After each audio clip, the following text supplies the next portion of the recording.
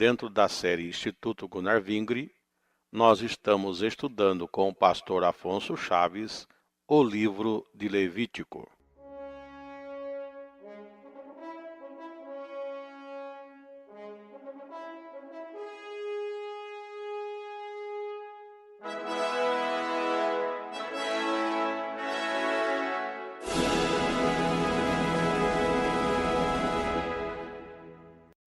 Voltando ao nosso estudo nas Sagradas Escrituras, no livro de Levítico, agora no capítulo 21.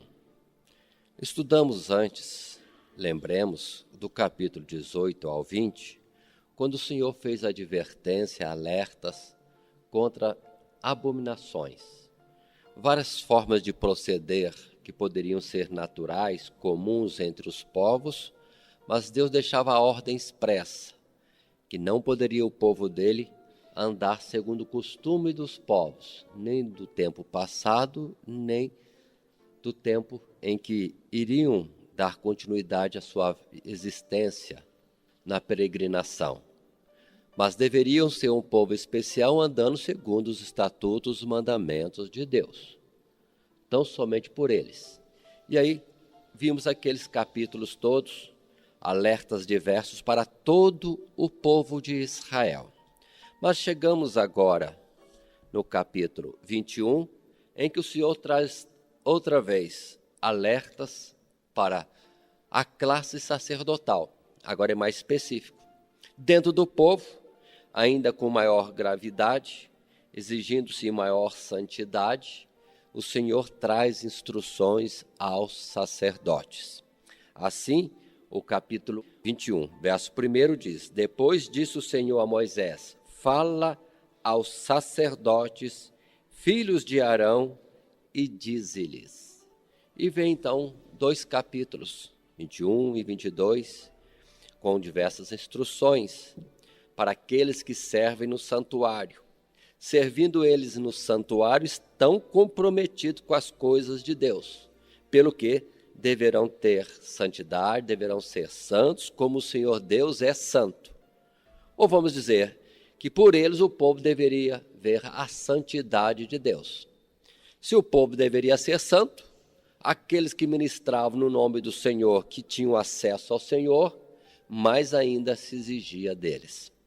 E assim, entrando nesse capítulo 21, os versos que vamos ver em seguida, vão falar para nós. Logo no princípio, ainda no verso 1, o sacerdote não se contaminará por causa do morto entre o seu povo, salvo por seu parente mais chegado, por sua mãe, por seu pai, e por seu filho, por sua filha, por seu irmão, e vai continuar a palavra dizendo: o sacerdote não poderia chegar-se a morto algum. O chegar a morto seria como impureza. E dentro aqui de uma longanimidade de Deus, é permitido tão somente algum parente mais próximo, como pai, mãe, aí sim. Mas vamos colocar no sentido real. Por coisa alguma, aquele que é sacerdote de Deus pode se contaminar. No sentido da lei é figurado, aproximar-se ao morto. Mas vamos tomar no sentido espiritual. Que é o morto aos olhos de Deus no mundo hoje e para com o qual nós não devemos estar tendo aproximação alguma? Aí é forma genérica. Todo aquele que não está em Cristo Jesus, aqueles que estão em pecados e ofensas contra Deus, estão mortos nesses pecados e ofensas. E o homem de Deus, como sacerdote, tem que diferenciar. Não pode estar ligados a esses, próximos a esses. Se lembrarmos o Salmo de número 1, não vos associeis também. Eu quero colocar mais um detalhe, no sentido de que chegar ao morto, e alguma palavra aqui vai trazer também a ideia de luto, lamentar, chorar, entristecer-se por causa de um morto, de forma nenhuma. Porque no sentido, ele representa o Deus vivo, e vai ficar chorando o morto, lamentando pelo morto, Não tem sentido. Ele representa o Deus vivo, então não pode haver nele a expressão de luto como que algo superior à grandeza de um Deus que é a fonte da vida. Não seria coerente. No sentido espiritual ainda, entendamos, muitos se condoem diante de uma situação de morte, no sentido espiritual, colocando-se como lamentando, como que entristecido pela desaprovação, pela correção de alguém que morreu, no sentido espiritual, um disciplinado. Não podemos. Se há uma situação de certo ou errado, culpado ou inocente, e como representa o sacerdote a lei de Deus, a palavra de Deus, uma vez vindo a sentença de morte, de disciplina, ele não tem que se condoer com isso. É como se houvesse em Deus alguma falha, ou se Deus fosse injusto quando trouxesse alguma repreensão. Representando Deus, a justiça de Deus, ele não pode estar no processo do luto, da lamentação pelo que foi disciplinado. De forma nenhuma. Nisso nós temos um modelo lá no capítulo 10 de Levítico, quando Nadab e Abiú, filhos de Arão, irmãos de Eleazar e Tamar, foram mortos, fulminados. E a ordem de Deus foi expressa: não lamenteis, não rasgueis os vossos vestidos, não façais luto. Capítulo 10.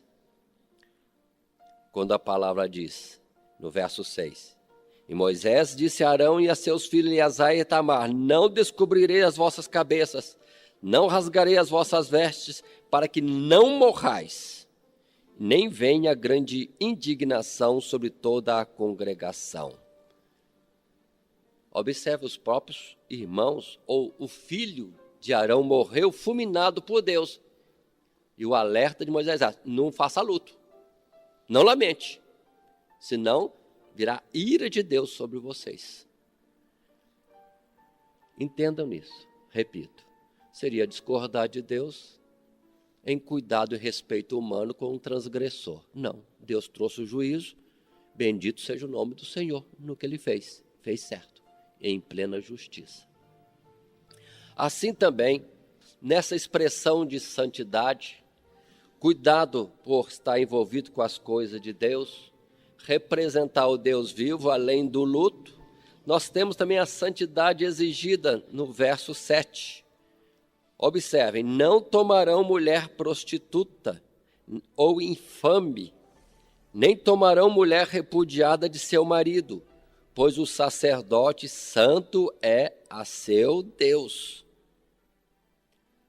Representando ele um Deus santo, no casamento deveria ter o cuidado de escolher a companheira certa, de tal forma que sobre ele não viesse a vergonha da infâmia em alguma parte, em algum estilo da mulher sobre ele, e isso também sobre o próprio Deus que ele representa.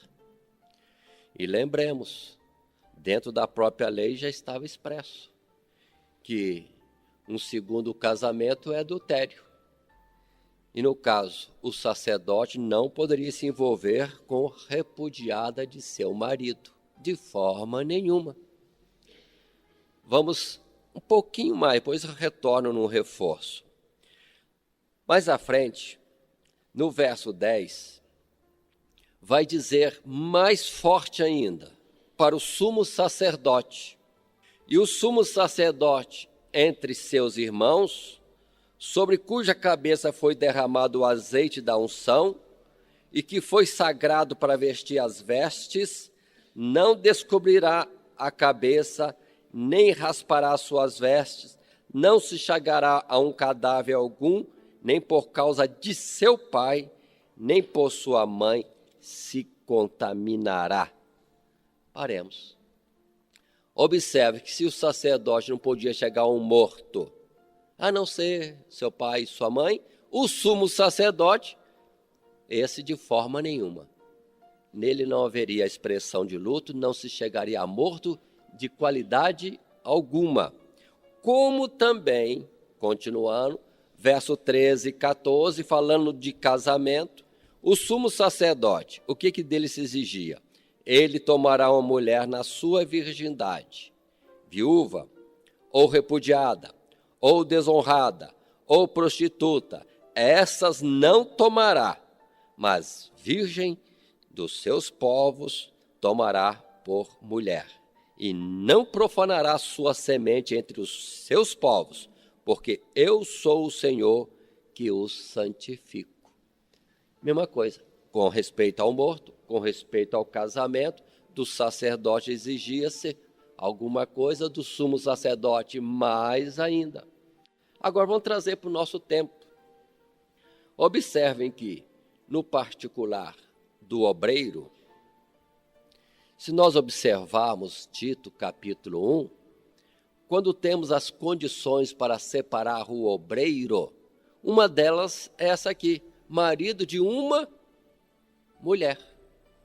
Marido de uma mulher. Justamente numa expressão para destacar que não poderia ser marido de mais de uma mulher, de forma nenhuma. Vou falar mais um pouco.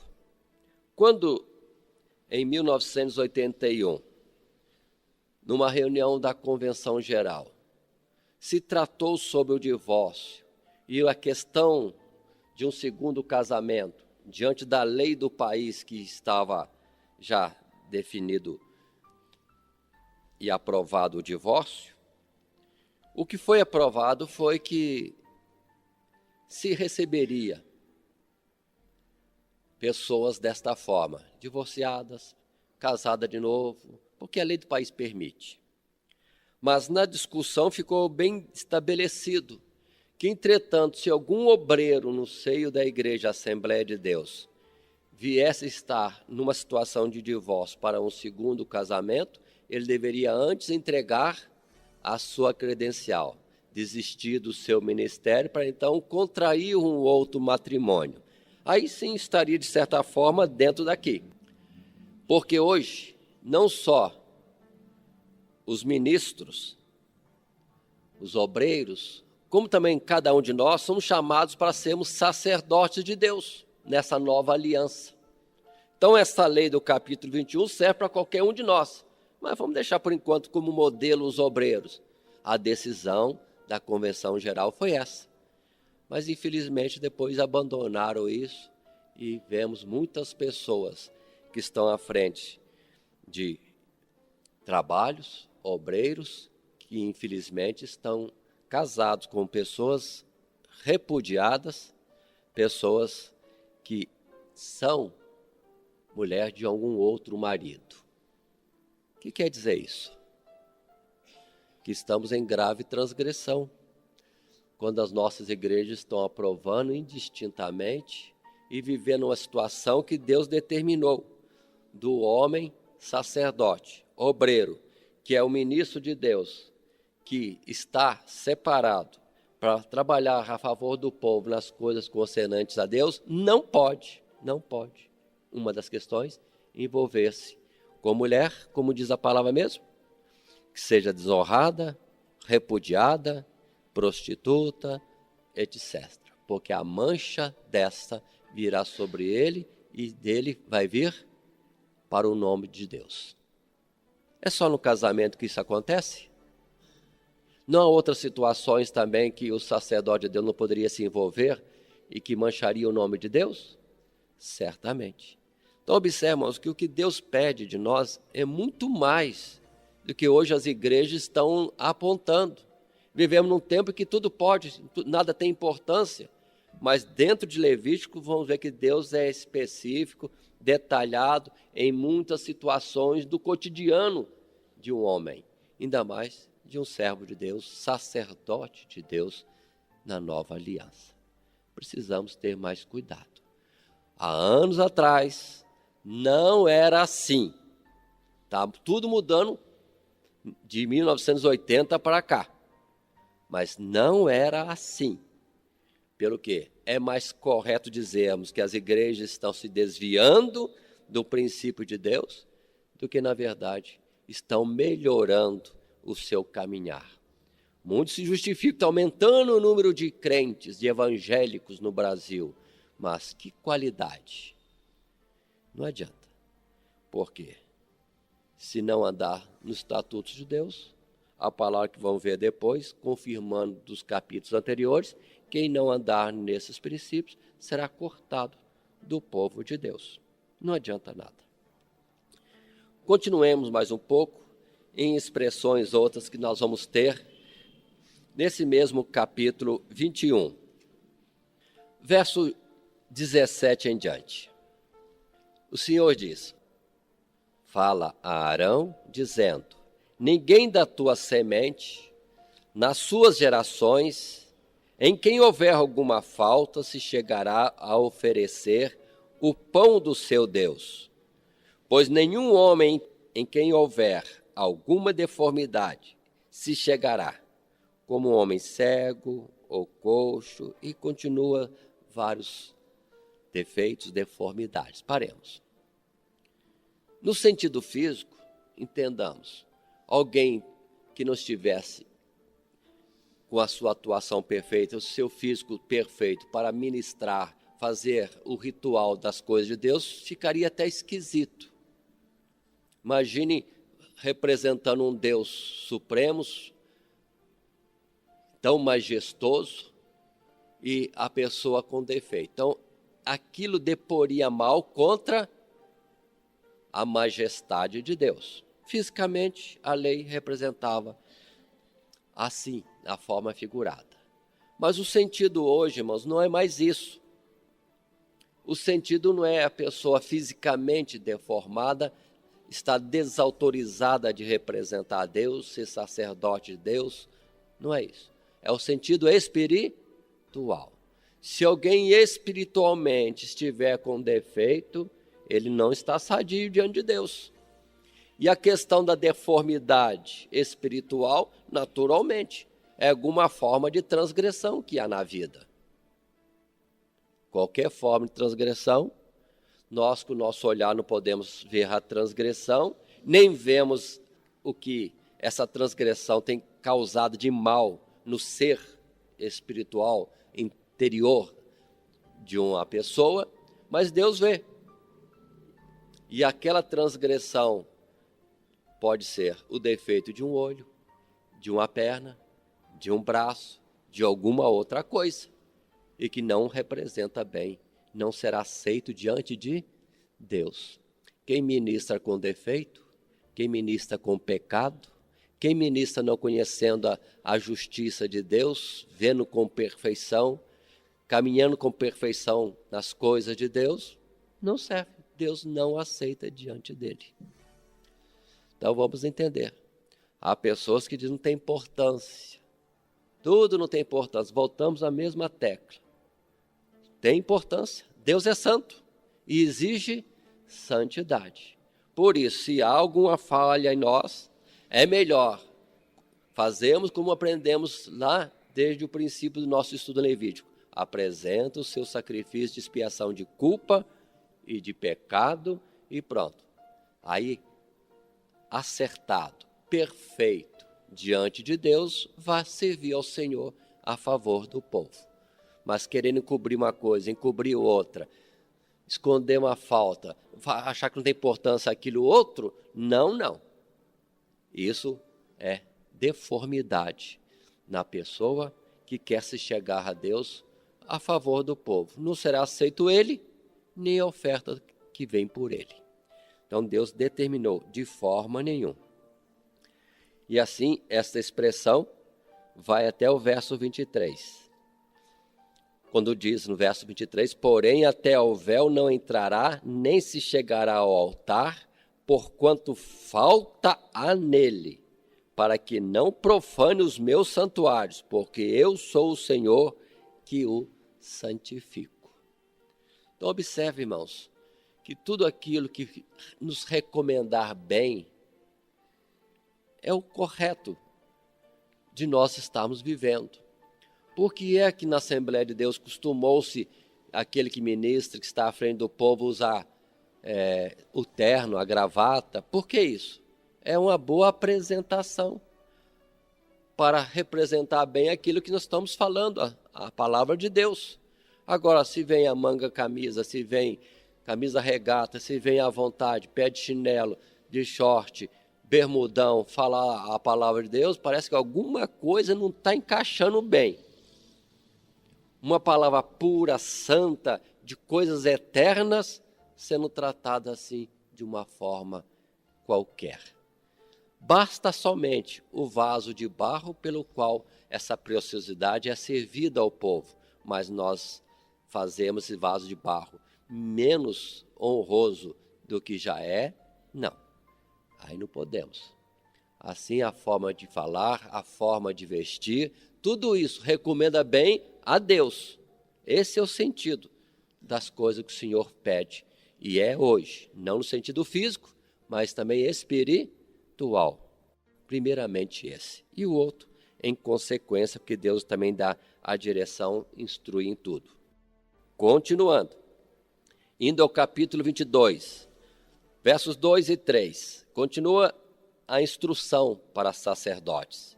Dize a Arão e a seus filhos que se apartem das coisas santas dos filhos de Israel, que a mim me santificam, para que não profanem o nome da minha santidade. Eu sou o Senhor. Dize-lhes: todo homem que entre as vossas gerações, de toda a vossa semente, se chegar às coisas santas que os filhos de Israel santificam ao Senhor, tendo sobre si a sua imundícia, aquela alma será cortada de diante da minha face. Eu sou o Senhor. Dois aspectos que temos aqui. O zelo pelo nome do Senhor. Aquele que ministra sabe muito bem aquilo que o povo traz para o Senhor, que é do Senhor. E aquilo que o povo traz e que pode ser separado dali uma porção para ele. E a ordem de Deus é isso mesmo. Separe-se, aparte-se das coisas santas dos filhos de Israel, coisas santas que a mim me santificam. Então o sacerdote não podia ultrapassar nada. Diferentemente do comportamento que podemos ver depois, citamos já para a definição bem argumentarmos, quando Ofni e Finéias, sacerdotes, chegavam ao povo de Israel que vinha trazendo as suas ofertas e escolhiam o que queriam, o melhor. E quando o povo trazia os sacrifícios pacíficos, e ali algo era queimado sobre o altar, algo era dado aos sacerdotes, e algo era para ele ministrante com seus familiares, não, vinha Ofni e Finéias com o garfo e ia enfiando nas panelas dos israelitas, escolhendo o que bem quisesse. Ainda que o povo dissesse: não, deixa primeiro queimar a gordura, depois tira o que você quiser. Ele: de forma nenhuma, queremos do jeito que está e vamos levar. Se não quiser dar, por força o levaremos. E com isso o nome do Senhor era profanado.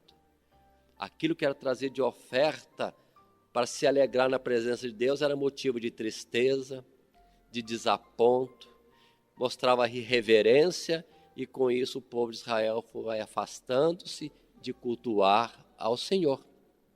E qual a consequência? Ofni e Finéias mortos. Ambos foram mortos e o Senhor trouxe grave castigo sobre o povo de Israel.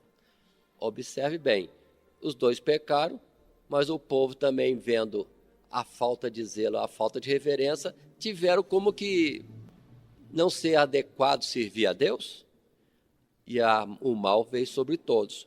Por isso que a palavra aqui diz assim, verso 3: todo homem que entre vossas gerações, de todas as vossas sementes, se chegar às coisas santas que os filhos de Israel santificam ao Senhor, tendo sobre si a sua imundícia, aquela alma será estipada diante da minha face, de forma nenhuma.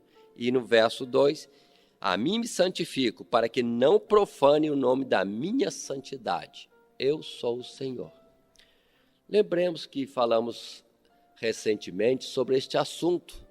Hoje em dia nós temos muitos movimentos, muitos eventos que envolvem, às vezes, milhares de pessoas, e nem todos estão num degrau correto de reverência para as coisas de Deus. mas vamos ter cuidado de nós mesmos. Não vamos entender que Deus seja assim por aqueles que não obedecem. Deixa a transgressão com eles. Vão continuar tendo o temor do Senhor, reverenciá-lo com muito cuidado, porque o Senhor é santo mesmo, em todo o tempo. E no caso de Ofni e Finéias, o povo também começou a desprezar as coisas de Deus. Não podemos de jeito nenhum.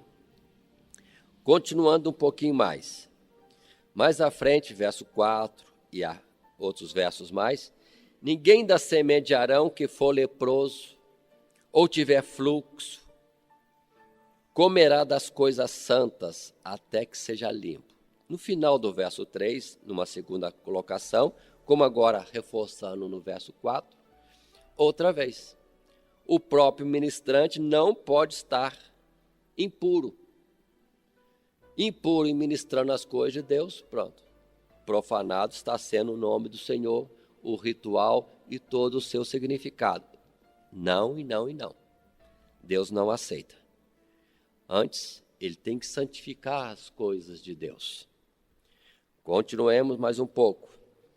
A sequência do capítulo 22 vem falando sobre esta impureza do sacerdote, que pode ser de muitas formas.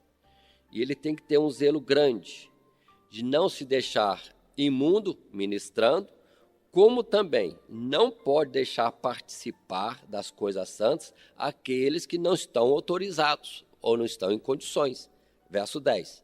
Também nenhum estranho comerá das coisas santas, nem o hóspede do sacerdote, nem o jornaleiro comerão das coisas santas. Observe. O sacerdote tem que cuidar disso. Quem pode e quem não pode. Para que as coisas de Deus não fossem profanadas. Precisamos ter cuidado. Nós temos uma liberdade de receber políticos na igreja diferentemente de um tempo passado e costume de outras igrejas.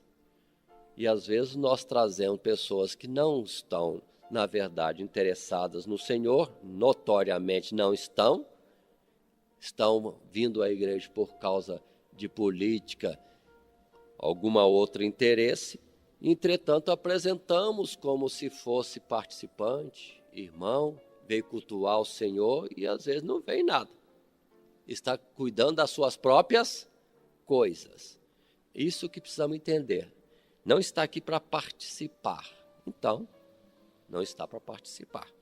E não podemos autorizar a participação. Vamos falar mais grave ainda.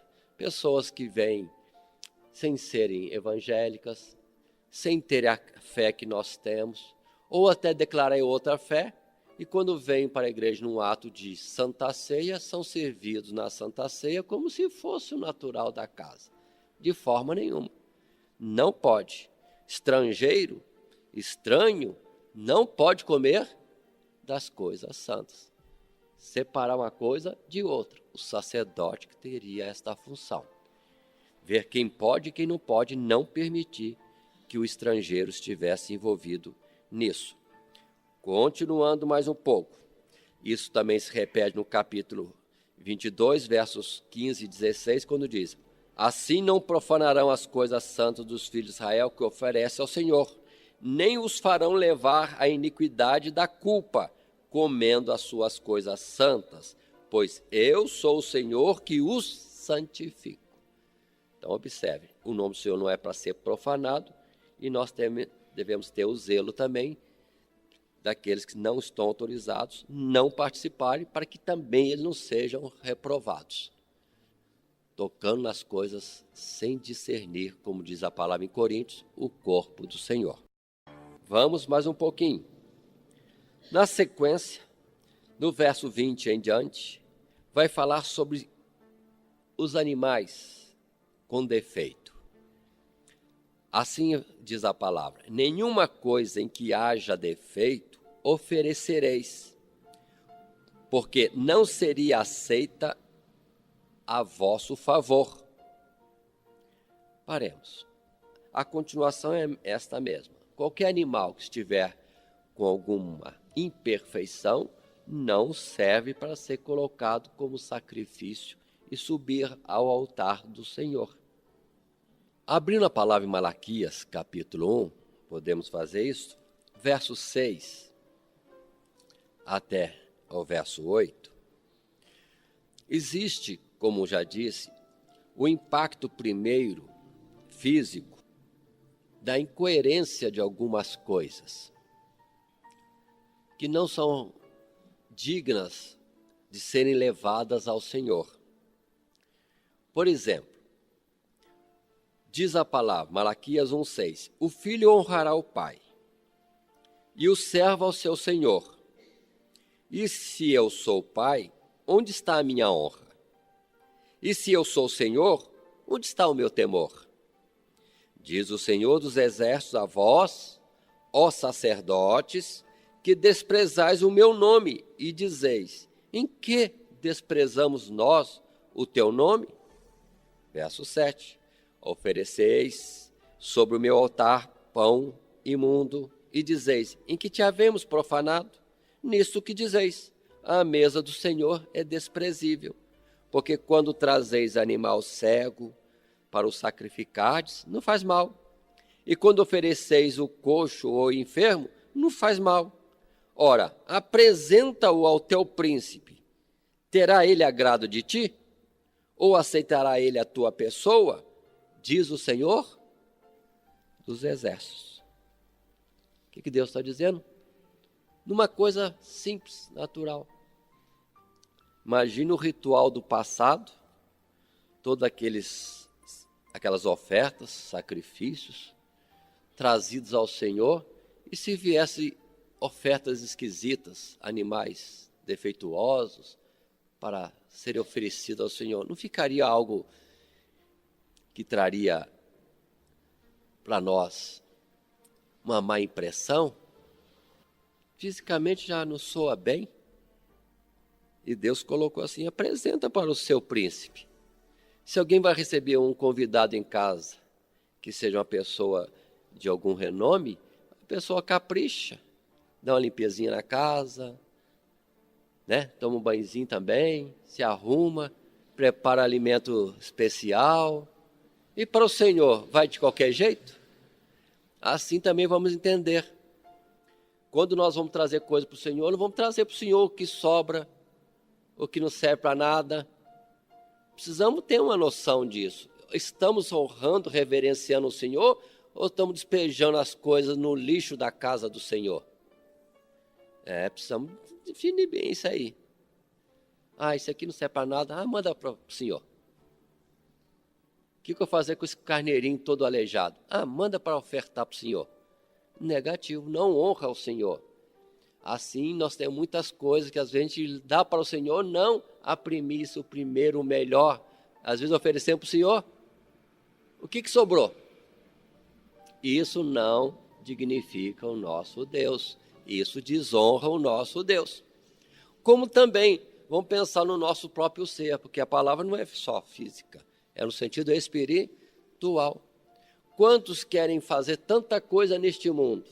Correr para estudar, correr para ter profissão, correr para casar, correr para isso, correr para aquilo, e depois, quando eu aposentar, quando eu tiver um trapo, aí eu vou servir ao Senhor. Enquanto a palavra diz, lembra do teu Criador nos dias da tua mocidade. Vão apresentar-nos a nós mesmos o melhor do nosso vigor, da nossa inteligência, da nossa força para Deus. E não deixar os cacos finais para o Senhor ver se aproveita alguma coisa. Em tudo isso, assim também são outros aspectos do viver. O nosso tempo, né? No final da noite, quando tiver um bagaço, não sei se durmo, se caio desmaiado na cama, aí eu vou tirar um momentinho para orar ao Senhor, para ler a palavra. Não está correto. Vamos servir ao Senhor, apresentar ao Senhor o melhor, no seu máximo. E não aquilo que já está quebrado, estragado, defeituoso. Não. Assim vamos entender, os animais oferecidos sobre o altar não podiam ser com defeito. Estavam, sim, profanando, ridicularizando o nome de Deus, que é tão majestoso. Por isso que lá em Malaquias o verso 11 vai complementar, quando o próprio Deus diz que o seu nome seria grande em toda a face da terra, digno, sim, de muita honra, louvor, reconhecimento pela sua grandeza. Verso 11 diz: mas desde o nascente do sol até o poente, será grande entre as nações o meu nome, e em todo lugar se oferecerá ao meu nome incenso e uma oferta pura, porque o meu nome será grande entre as nações, diz o Senhor dos exércitos. Pronto. Coisas nós precisamos considerar. Assim, trabalho missionário, a gente percebe algumas vezes, campanhas. Já vi alguém citar que foram doados tantos carros para a obra missionária. Tantos carros. Vai ver os carros lá, dá vontade de jogar mais no lixo mesmo, do que colocar na obra do Senhor, porque não está prestando para mais nada. Às vezes o carro está cheio de defeito, todo quebrado, às vezes documentação toda esquisita, aí passa para o Senhor como oferta de missões. Não serve isso. Isso aí é um ridículo. E nós precisamos entender, ou damos ao Senhor uma oferta digna, ou então não precisamos dar. É melhor não darmos nada do que não levarmos em conta a pureza, a santidade, a grandeza do nosso Deus. De forma nenhuma. Continuando mais um pouco, o verso 25 coloca algo que já foi falado antes, quando diz: também da mão do estrangeiro nenhum manjar oferecereis ao vosso Deus, de todas estas coisas, pois a sua corrupção está nelas, falta nelas há, não serão aceitas a vosso favor. Já temos visto outras coisas assim. Aquele que não é do Senhor, notoriamente não serve ao Senhor, dele não serve nada para o Senhor. Qualquer coisa que ele trouxer para o Senhor virá com a sua iniquidade junto. Para Deus não serve. Então não vão ter ideia de que será uma bênção se a gente ganhar uma boa oferta de um traficante, de um corrupto que desviou milhões, mais um pouquinho e mandou para a igreja. Longe disso. A oferta daquele que é iníquo, que não é do Senhor, vem junto com esta oferta a iniquidade dessa pessoa. Portanto, não vamos ter os olhos nisso. Vamos santificar o nome do Senhor nosso Deus. Sempre, sempre com todo cuidado. E termina o capítulo 22, nos versos 31 a 33, com tantas palavras de advertência e instruções para o povo e os sacerdotes em especial não errarem, vem o reforço. Pelo que guardareis os meus mandamentos e os fareis. Eu sou o Senhor, e não profanareis o meu santo nome, para que eu seja santificado no meio dos filhos de Israel. Eu sou o Senhor que vos santifico, que vos tirei da terra do Egito, para vos ser por Deus. Eu sou o Senhor. A forma de nós vivermos, observem, de uma vez cobrada, duas, três, muitas vezes por Deus cobrada, é de que a forma do nosso viver venha expressar a santidade do nosso Deus. Não posso ser colocado isso em dúvida de forma nenhuma. Pelo que não seja para nós palavras que às vezes ouvimos dizer, para ser crente como fulano, de jeito nenhum. É quando o viver deste tal, aos olhos de outros que não são crentes, está notório de que isso não é servir a Deus. Ele não representa dignamente o Deus que ele com a boca anuncia. Precisamos ter esse cuidado. Então, cuidado com o proceder com os vizinhos, cuidado com o proceder na vida comercial aí fora, em tudo. Nos assuntos discutidos em casa, que às vezes o vizinho ouve, as palavras que trocamos por aí afora, tudo. Olham para nós estão conferindo se nós de fato temos alguma coisa de qualidade que possa representar um Deus que é santo e que nos chama para a eternidade. Vamos seguir em frente no nosso estudo de Levítico. Agora entrando no capítulo 23. E o assunto que vamos estudar no capítulo 23 são sobre as solenidades. Solenidades do Senhor. O que é solenidade? Algo solene, algo que é comemorado, dias nobres, ou então a lembrança de fatos importantes. Fatos importantes esses que têm que ser lembrados, e para isso Deus teve cuidado de designar dias em que isso deveria ser comemorado. E a palavra que vamos ter no capítulo 23, 1 e 2 diz assim: Depois falou o Senhor a Moisés, dizendo: Fala aos filhos de Israel e dize-lhes: as solenidades do Senhor que convocareis serão santas convocações. Estas são as minhas solenidades. Paremos um pouco. Em todo esse livro de Levítico, conforme anunciamos antes, está a forma de vida do povo de Israel. O serviço a Deus, o culto a Deus.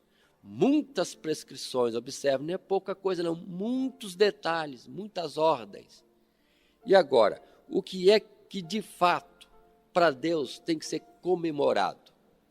Nós temos razões de comemoração de muitas coisas, mas as nossas comemorações são aquelas que Deus entende que sejam verdadeiramente importantes. Nós temos muitas comemorações. Dia do pai, dia da mãe. Quais dias mais?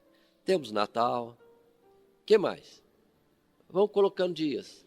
Aí tem o dia do ciclo de oração, dia da mocidade. Tem comemoração do aniversário, bodas de casamento, o próprio casamento. É isso que Deus chama solenidade, uma ocorrência importante que tem que ser comemorado, algo que tem que ser lembrado. Será isso?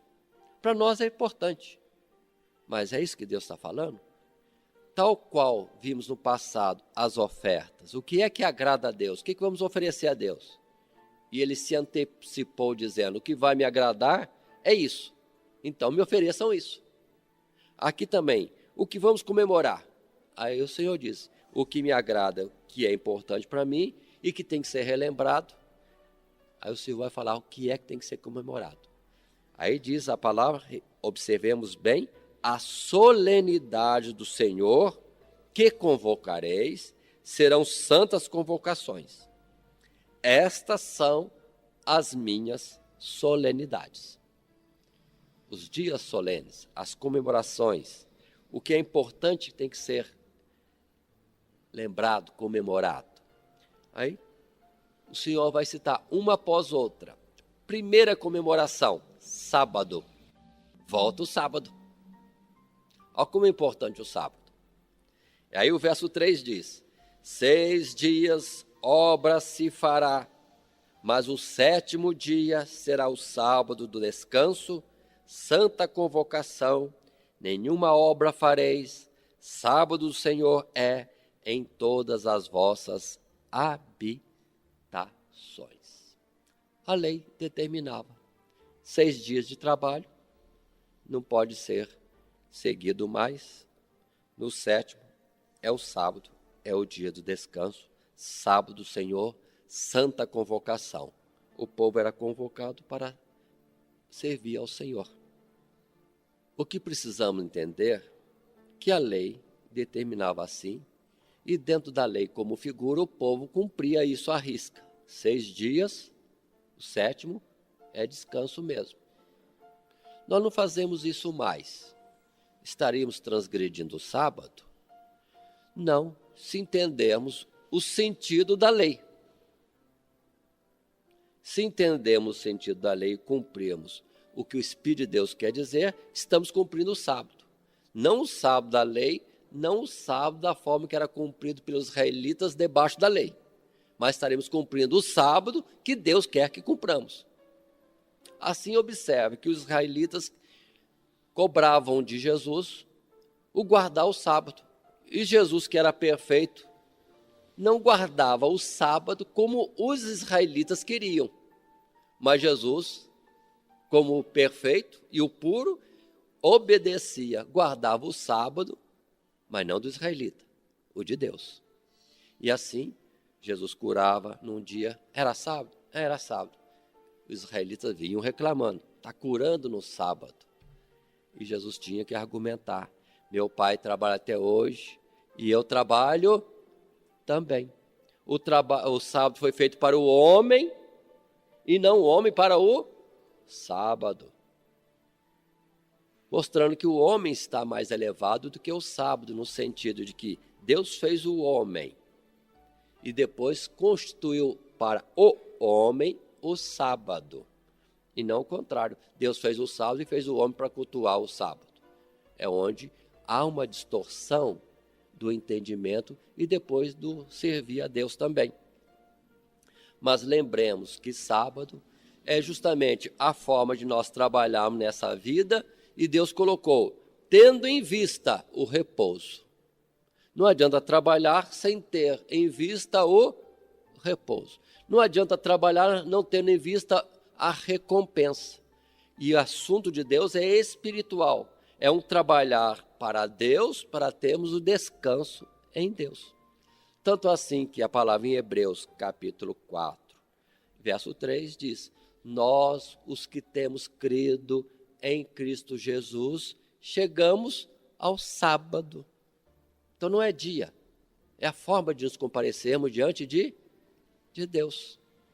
Como a palavra em Romanos, capítulo 14, verso 5 e verso 6, podemos ler, vão dizer para nós, no tempo justamente da graça, Paulo ensinando sobre todas estas coisas, nesse capítulo 14, verso 5, ele diz, um faz diferença entre dia e dia, mas outro julga iguais todos os dias. Mas cada um esteja inteiramente seguro em seu próprio ânimo. Aquele que faz caso do dia, para o Senhor o faz. O que come, para o Senhor come, porque dá graças a Deus. E o que não come, para o Senhor não come e dá graças a Deus. Então o importante não é o comer, o beber, o guardar dia ou deixar de guardar. O importante é ele fazer para o Senhor. E observem que em Atos dos Apóstolos, capítulo 15, quando os apóstolos reunidos trataram a respeito do que deveria ensinar os gentios no espalhar e divulgar da fé cristã, o anúncio de Jesus revelado ao mundo, não foi colocado sábado, não foi. Foi dito que se guardem dos ídolos, da prostituição, do que é sufocado e do sangue. Não fala do sábado, não fala.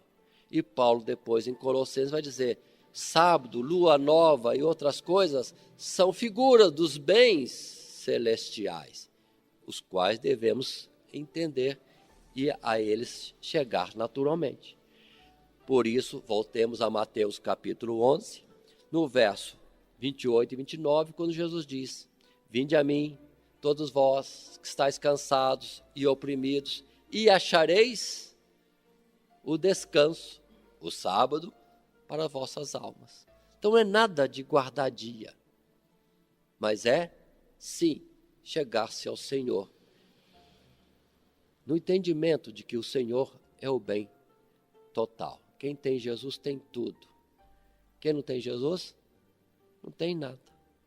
Que adianta eu guardar um dia, 2 dias, 10 dias, todos os dias, se não tiver o Senhor?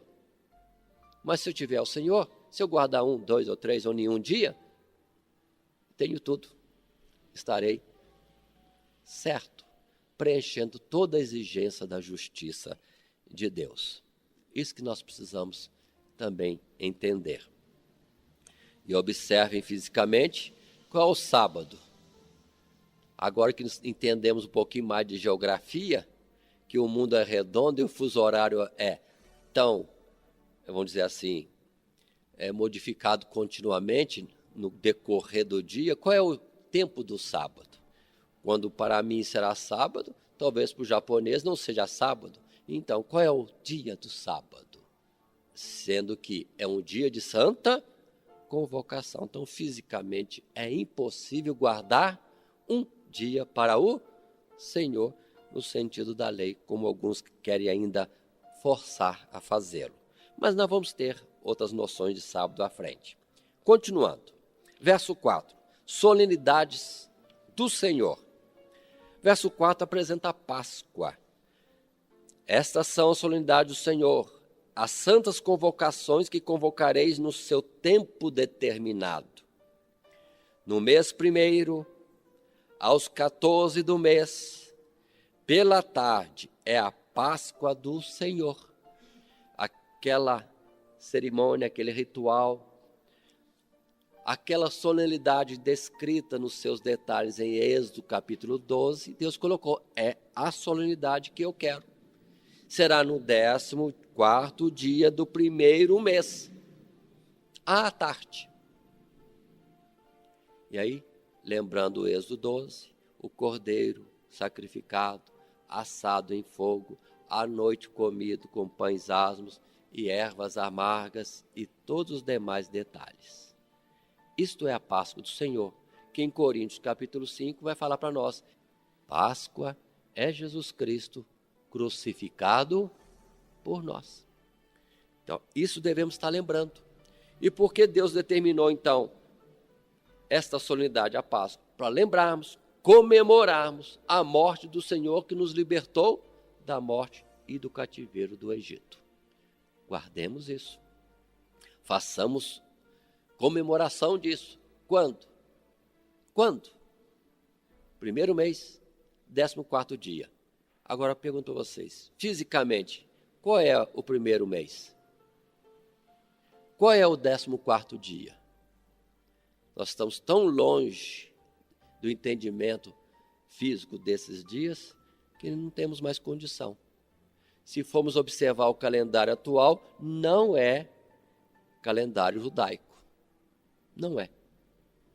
Qual então é o primeiro mês? Teríamos que voltar à prática de Israel, de milênios atrás, detectarmos qual é o ano que estamos, qual o mês exato que estamos, que dia estamos no mês, corrigirmos tudo isso e no 14º dia.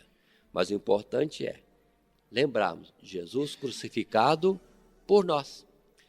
Fazendo agora a colocação de que a Páscoa no seu cerimonial foi depois modificada no simbolismo do pão e do cálice, qual é o dia de nós fazermos a Páscoa do Senhor? A palavra diz, todas as vezes que comerdes, toda vez que beberdes, fazei isso em memória de mim. Porque toda vez que comerdes este pão, toda vez que beberdes este cálice, anunciais a morte do Senhor. É a Páscoa do Senhor. E aí, o 14º dia, primeiro mês, fica todos os dias, se for preciso. Continuemos. Em sequência, diz a palavra no verso 6, dia 15, aos 15 dias deste mês, é a festa dos asmos. Asmos do Senhor. 7 dias comereis pães asmos. No primeiro dia tereis santa convocação, nenhuma obra servil fareis. Mas 7 dias oferecereis oferta queimada ao Senhor. Ao 7º dia, santa convocação, nenhuma obra servil fareis. Pão asmo. Uma vez tendo participado da Páscoa, 7 dias comendo pão sem fermento. Qual o sentido espiritual? Qual é a comemoração? Viver sustentado pelo pão, que deve ser sem fermento. A palavra de Deus.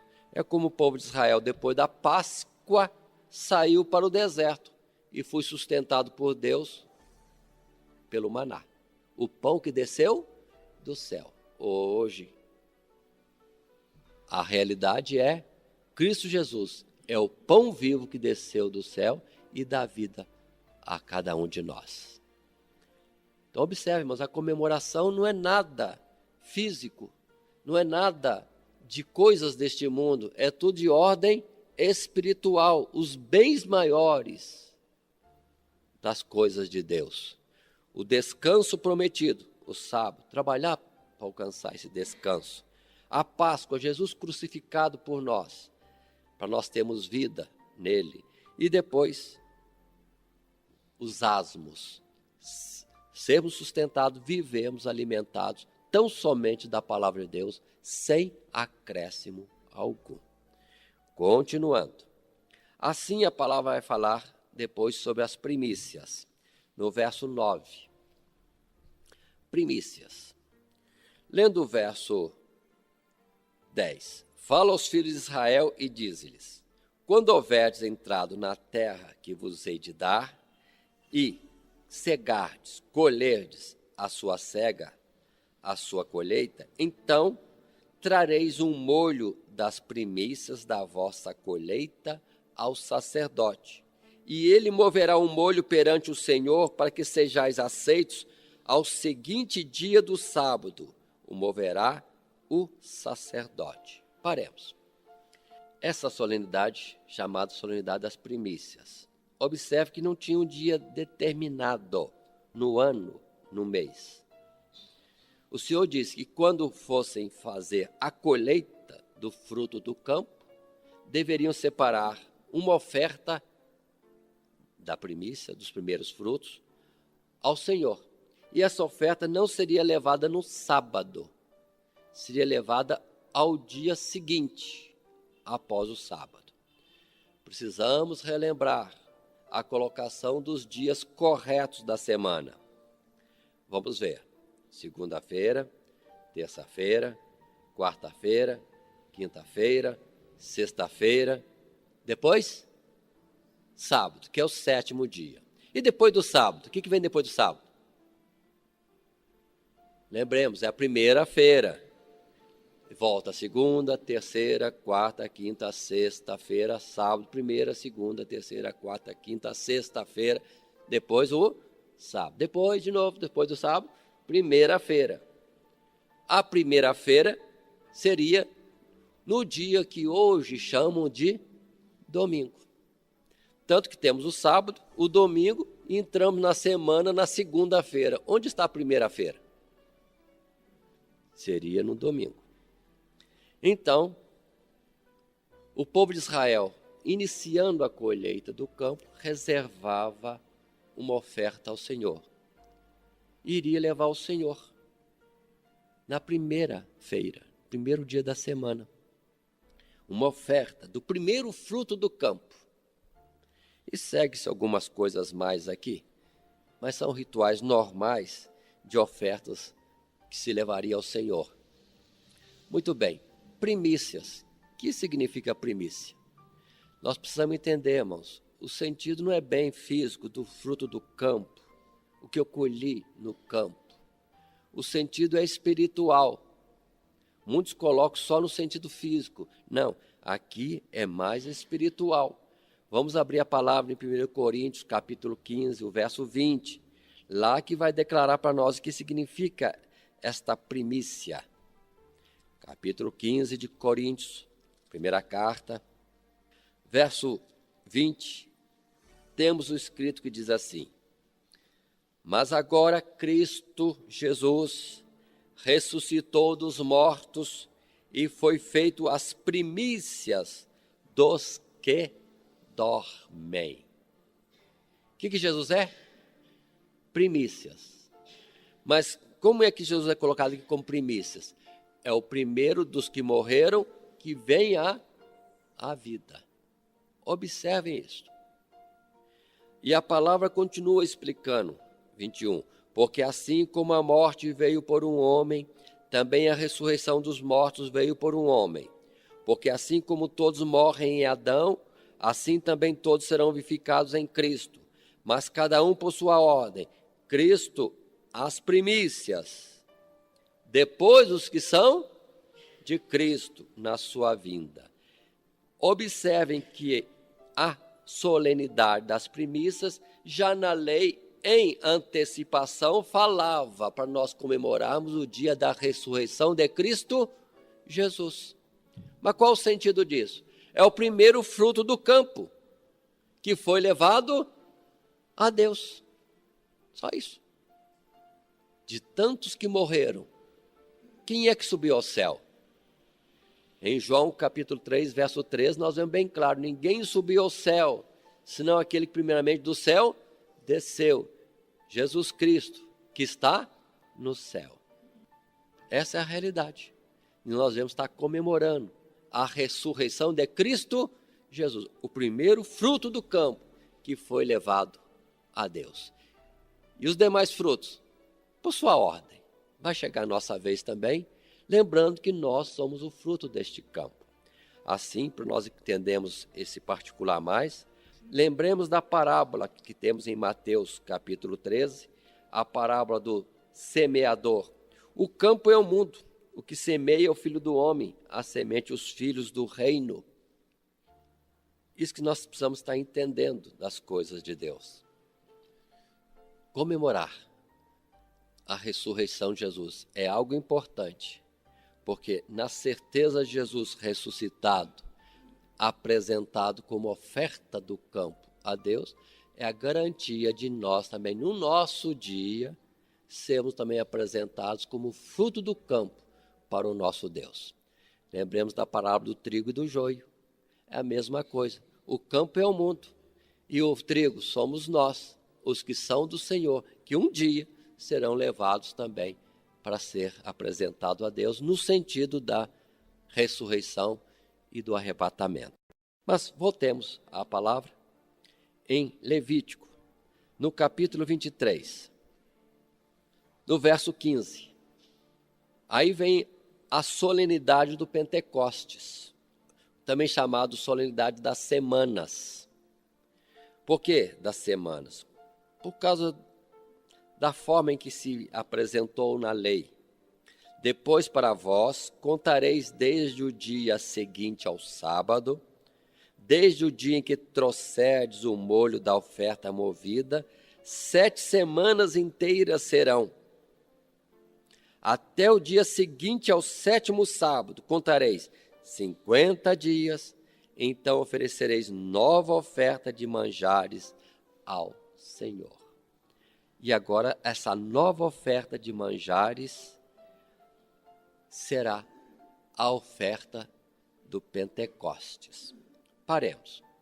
Como que era contada a época desta festa? Eu já colhi o campo, da primeira colheita separei as primícias, representam Jesus, o primeiro do campo, que é chegado, levado a Deus. E agora, devo contar 7 períodos inteiros de 7 dias. Observe, 7 vezes 7. Uma plenitude de tempo. Observe, um tempo largo, 7 vezes 7. Então, levaria para o Senhor uma nova oferta. Após os 7 períodos, o dia seguinte, 7 vezes 7, 49, o dia seguinte levaria ao 50º dia. Por isso que é Pentecoste, que a palavra Pentecoste está associada ao número 50. Se levaria ao Senhor uma nova oferta. Ou seja, terminada a colheita do campo, vou levar da colheita do campo a oferta ao Senhor. Se a primeira colheita, o fruto primeiro representa Jesus, a colheita completa significa quem? Todos nós. Então observemos esse particular. Pentecoste é a apresentação das almas ao Senhor. Primeiro, o próprio Senhor Jesus, as primícias. Depois, os que ele conquistou, ganhou do mundo, que são apresentados a Deus. Assim sendo, vamos observar Atos dos Apóstolos, no capítulo 1, verso 3. Quando Jesus, as primícias, estando ainda aqui conosco, verso 3, Está escrito assim, aos quais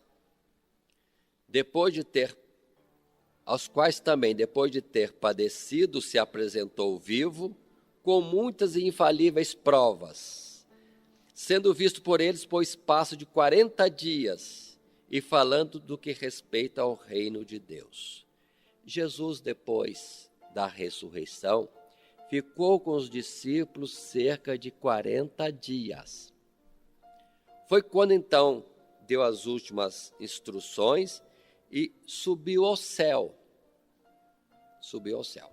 Mas, entre as instruções, ele diz, ficai em Jerusalém. No verso 5, porque na verdade, João batizou com água, mas vós sereis batizados com o Espírito Santo, não muito depois desses dias. Jesus morreu, ressuscitou, 40 dias ficou com os discípulos e disse, daqui não muitos dias, ou daqui a poucos dias, vocês serão batizados com o Espírito Santo. Muito bem. E a palavra coloca para nós, no verso em frente, a sequência desses últimos instantes, Jesus exigindo ficar em Jerusalém, até que do alto seja revestido de poder.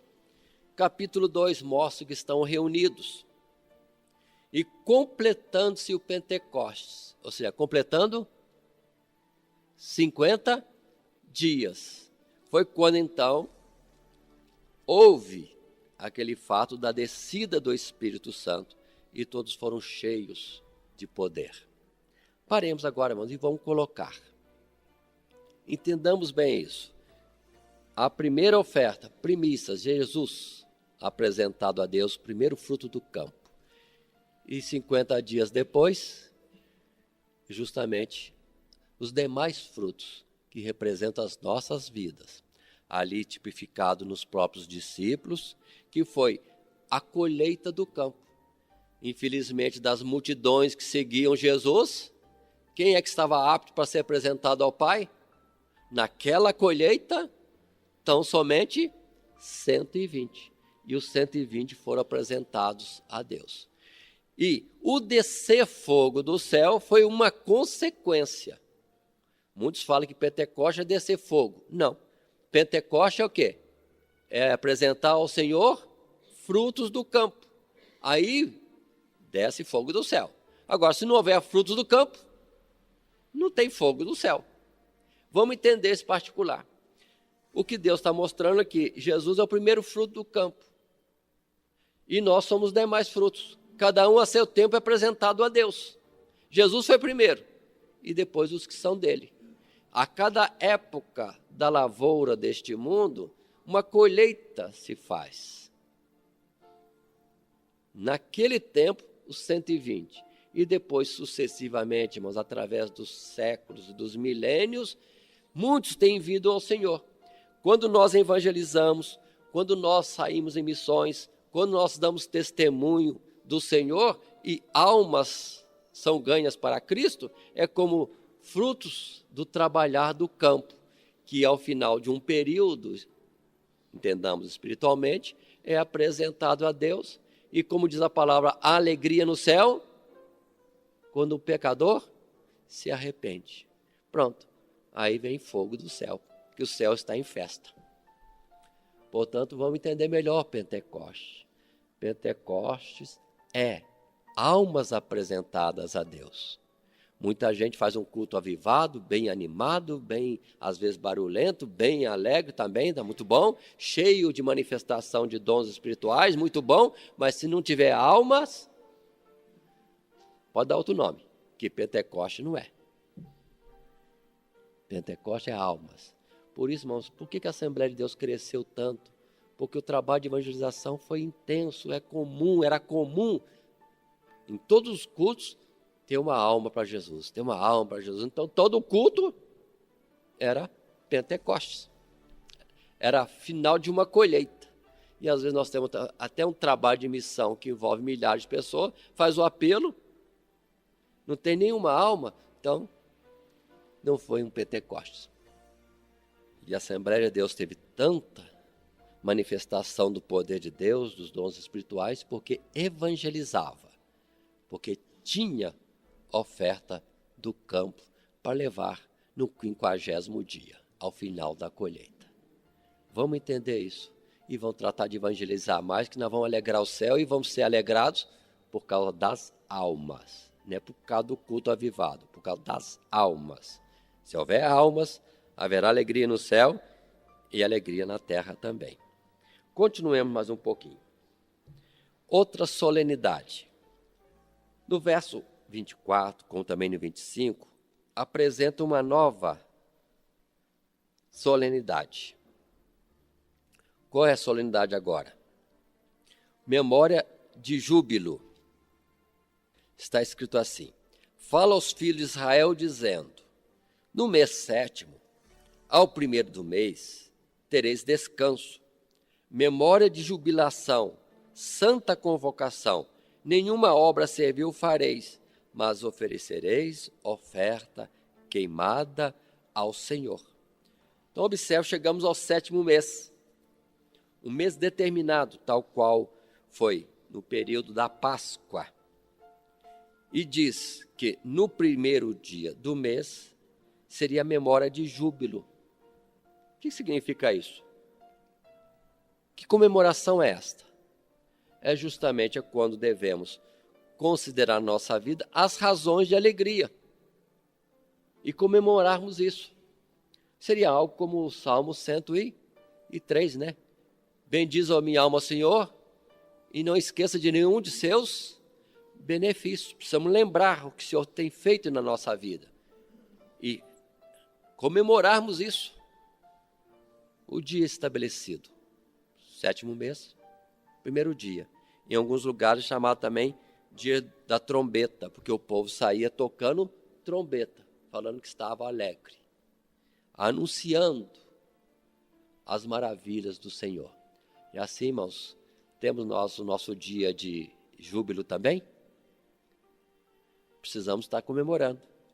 Falamos do sábado, o trabalho tendo um alvo, o tempo do descanso, a Páscoa, Jesus crucificado para perdão dos nossos pecados, nos dando vida na morte dele, o tempo de vivermos alimentados do pão, sem fermento, a palavra, a apresentação das primícias, Jesus ressuscitado, e aquele que a Jesus ressuscitou certamente nos ressuscitará. Aí vem Pentecostes e agora júbilo, motivo de alegria. Temos que estabelecer, irmãos, as nossas solenidades no nosso viver. Nas comunidades religiosas nós não vemos isso mais, ninguém comemora isso. Os títulos são outros, mas estas são as coisas que deveriam estar sendo comemoradas. Irmãos, mês que vem nós teremos mês de júbilo, ou a festa de júbilo, e vamos nos alegrar na presença do Senhor, fazendo memória de tudo que o Senhor fez de bom na nossa vida. Mas vamos em frente. Tem mais uma solenidade. Está depois no verso 27. Mas aos 10 dias deste mês 7º, será o dia da expiação. Tereis santa convocação, e afligireis a vossa alma, e oferecereis oferta queimada ao Senhor. E continua. Uma solenidade diferente. Nós temos ideia de que tudo que é solenidade é festivo. Nem tudo. Aqui, pelo menos, já tem uma solenidade que não é festiva. É um dia ao contrário. Se no 1º dia do mês era para se alegrar, no 10º dia do mês era para se entristecer. Deus não esquece nada. Motivo para nos alegrar, temos muito no Senhor. E dia para nos entristecermos? Temos muito em nós mesmos. Alegria no Senhor, tristeza em nós. E o que é que, na verdade, aos olhos de Deus é razão de tristeza? Pecado. O pecado entristece a Deus, fere de morte a nossa alma. Então, é dia de nós pararmos e meditarmos e fazermos um exame de consciência e afligir a nossa alma. O que significa isso? É um exame de consciência, mas para nos conduzir ao arrependimento. E depois do arrependimento, aí sim, vai concluir o dia com os outros rituais, que naturalmente será o quê? O sacrifício de expiação do pecado. Não pode terminar o dia com um choro por causa do pecado. Pode chorar bastante por causa do pecado, mas tem que terminar o dia sem o pecado. Como? Sacrifício de expiação do pecado. Tanto que esse dia é chamado, ou essa solenidade é o dia da expiação. Terminem bem para nós, perdoados, mas custando a morte de Cristo Jesus. Por isso também que lá no passado os profetas diriam daquela forma, que Davi choraria à parte, e a família de Davi choraria à parte. Cada uma das tribos choraria à parte. Por que isso? Porque verão aquele a quem traspassaram. É para todo mundo chorar, cada um à parte, as suas transgressões, que certamente levaram Jesus a ser crucificado, morto. Muitas vezes nós vemos pessoas condenando e apontando o Judas Iscariotes, ou apontando o povo judeu, mas na verdade é cada um à parte, porque cada um é responsável de ter Jesus sido morto na cruz do Calvário. Não joga para Judas Iscariotes, não. Não joga para o povo judeu, não. É só dar uma olhadinha no espelho e ver a sua vida e chorar no dia da expiação. Aí sim, está realizando, cumprindo o dia. Mas termina o dia alcançando o perdão, aceitando o sacrifício de Cristo Jesus a nosso favor. Ele, na verdade, foi ferido, moído pelas nossas iniquidades. O castigo que nos traria a paz caiu sobre ele e nós fomos sarados. Precisamos ter plena noção disso. Como? Lembrando, comemorando na solenidade do dia da expiação. Que dia deve ser esse na nossa vida? Que dia deve ser esse? Na lei dizia, 10º dia do 7º mês. E para nós, que dia que tem que ser? Todos os dias, se for necessário. Bom que não seja todo dia, né? Todo dia lembrar que estamos pecando outra vez. Já é tempo de... O pecado não terá domínio sobre vós. Se for necessário todo dia, mas é melhor que não exista tanta frequência assim. Que o pecado seja algo que ficou no passado. Mas, se infelizmente, acontece, como Salomão diz, qual o homem que não peca?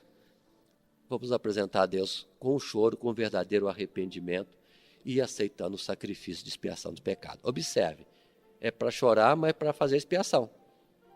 Não adianta ficar só no choro, não. Chorar e fazer a expiação do pecado. É aqui que podemos colocar também o capítulo 16, que ficou lá atrás. O capítulo 17, que ficou lá atrás, que nós não comentamos. Porque naqueles capítulos já estavam falando do dia da expiação, que só seria apresentado no capítulo 23. Mas agora eu faço menção. Indo ao capítulo 16, vamos ter orientações de Deus, que serviriam para ser colocados aqui, se fosse fazer uma exposição por ordem. Mas Deus não teve essa preocupação. Mas no capítulo 16, o Senhor alerta a Arão que não poderia entrar a qualquer tempo no santuário.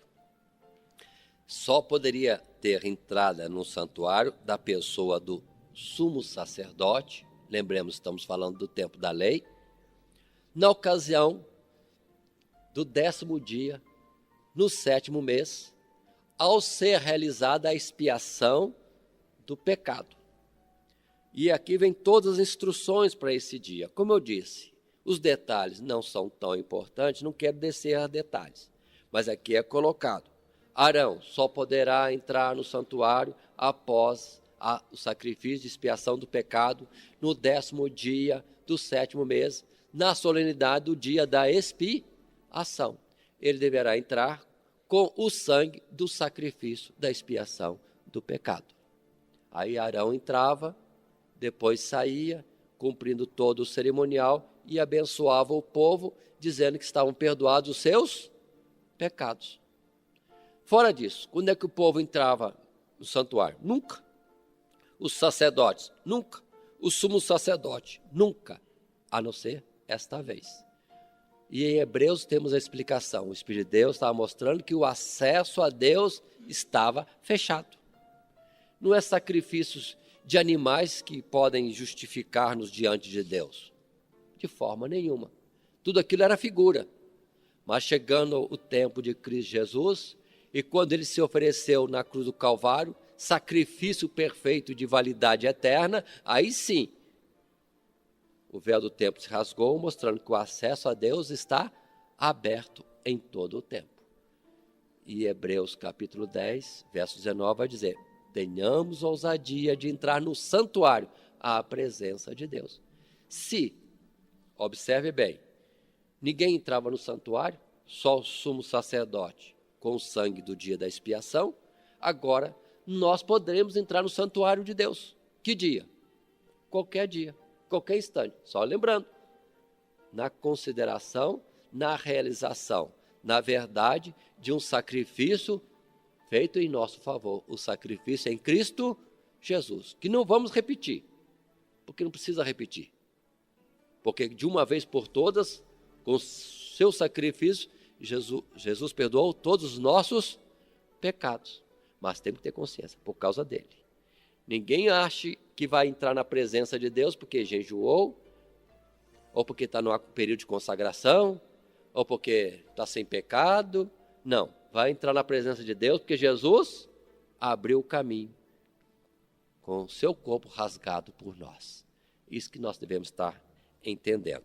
E a sequência aqui vai falar de outros detalhes de rituais, que alguns trazem com muitas explicações, mas precisamos ter cuidado. O excesso de detalhes que apresenta-se no ritual, nem todos eles têm uma explicação justificável.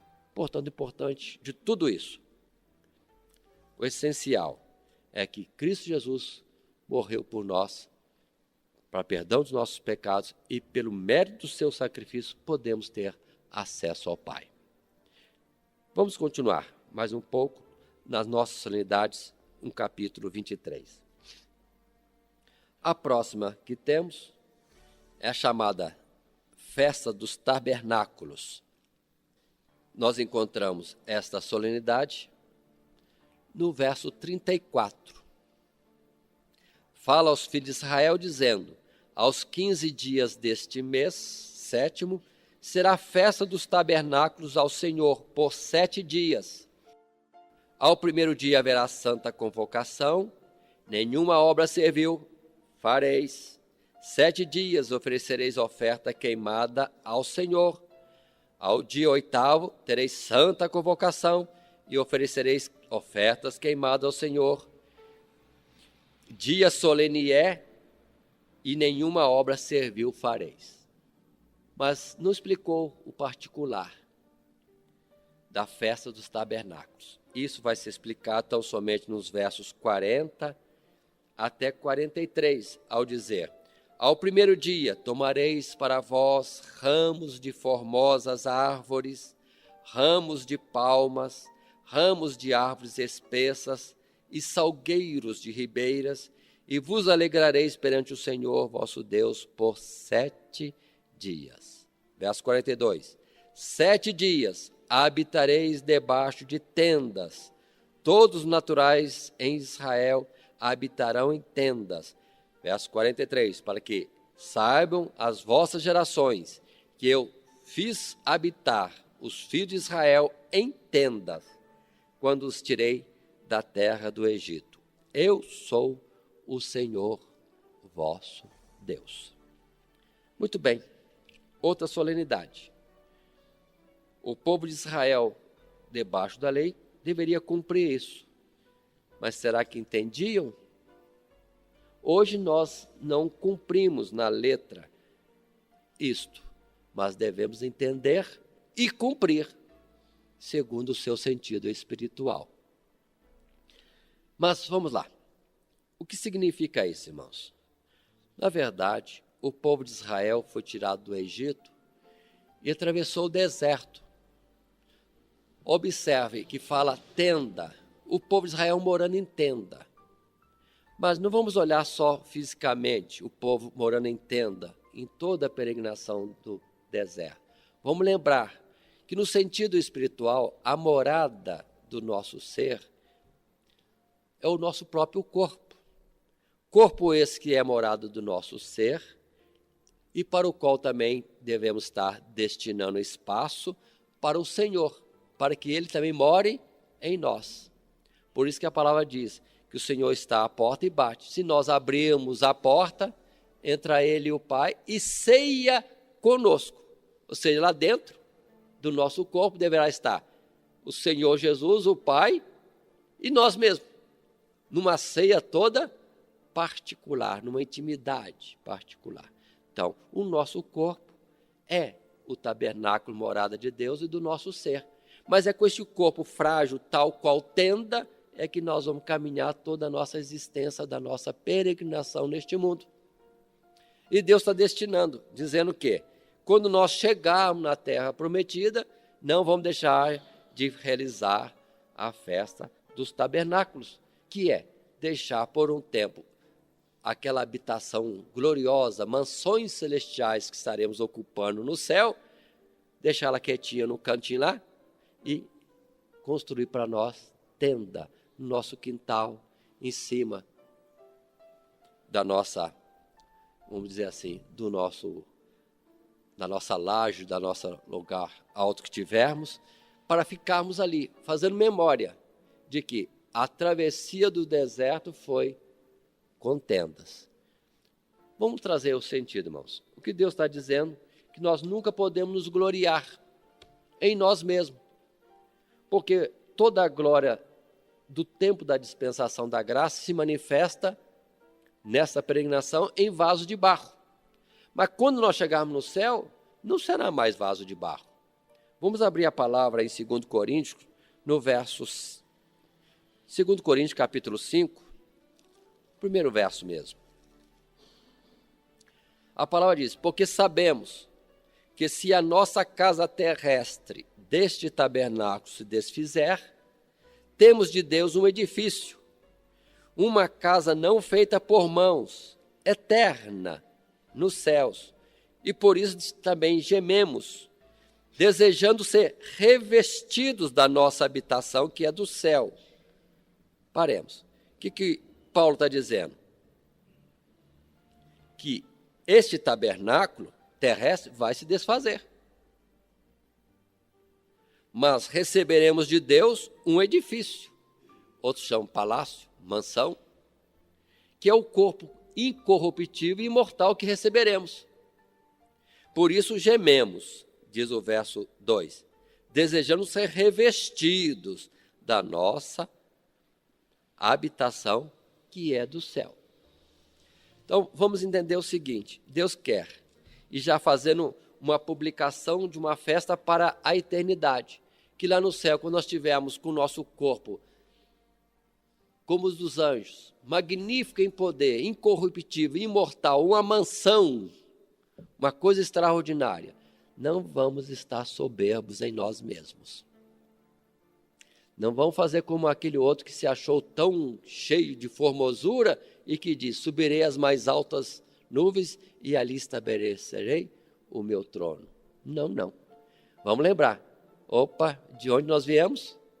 Nós viemos de um corpo, de uma habitação, que era uma tenda em toda a trajetória do deserto. A vitória não foi por causa de nós, porque por nós mesmos não atravessaríamos deserto nenhum, esse corpo tão frágil, mas foi o Senhor que nos susteve neste corpo e depois nos revestiu de um outro que é da eternidade. Ninguém pode se gloriar de nada, irmãos. E lá no céu devemos ser humildes o suficiente para realizarmos a festa das trombetas. Estando num corpo tremendamente magnífico e poderoso, vivemos numa humildade, numa simplicidade própria de Cristo Jesus, que sendo o que era, não teve isso como coisa maior. Importante era a manifestação do seu amor para conosco. Esta é a festa dos tabernáculos. Hoje talvez não possamos cumprir essa festa não. Essa nós temos que deixar para lá mesmo.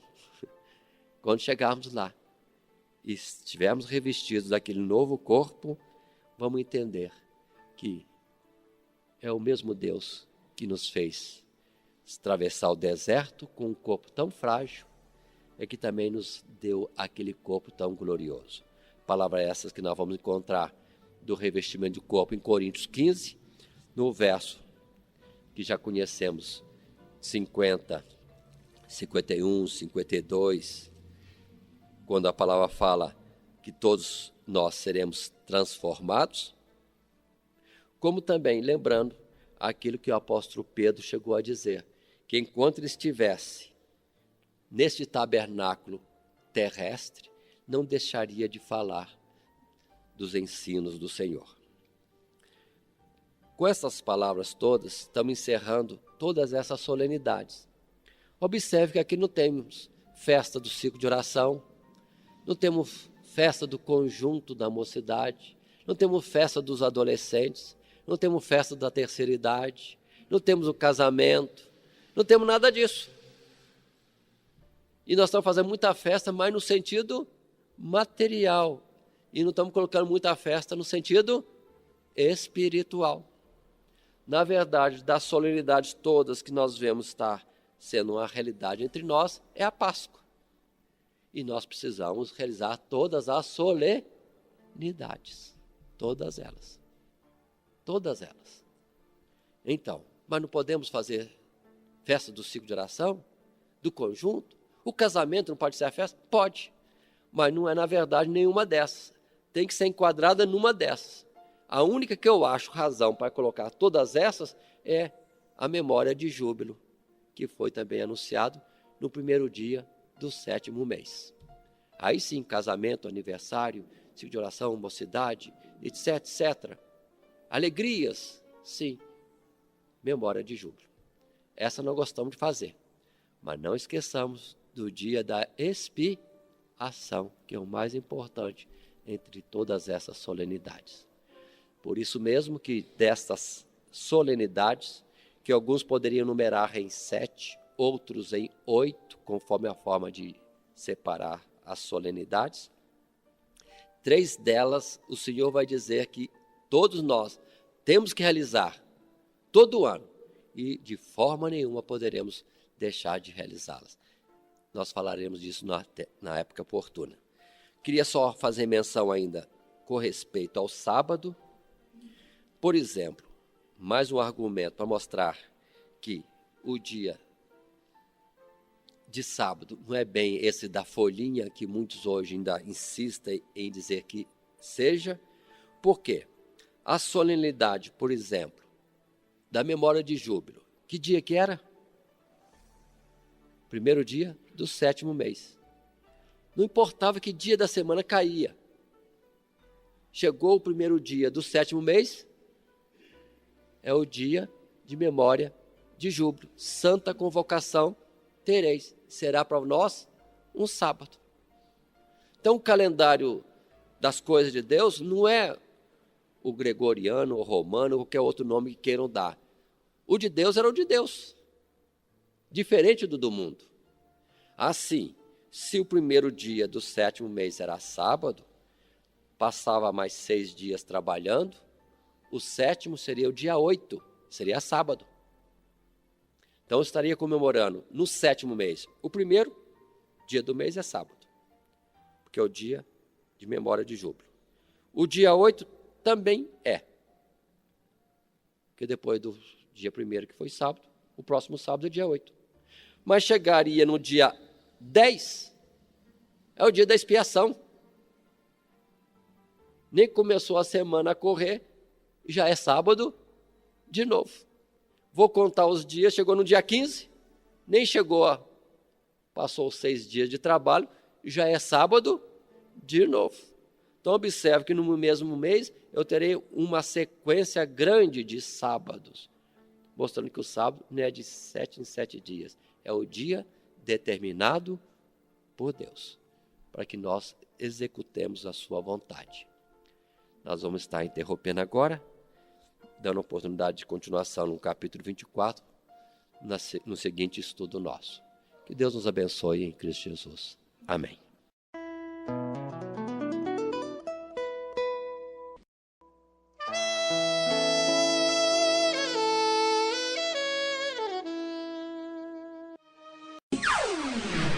Todo dia, toda hora, muito mais prazer em ouvir. Radionet Grata Nova. O Web Rádio, a qualidade que faz a diferença, cada vez mais necessária. Rede Grata Nova de Evangelização. Acesse nosso site www.horadadecisão.com.br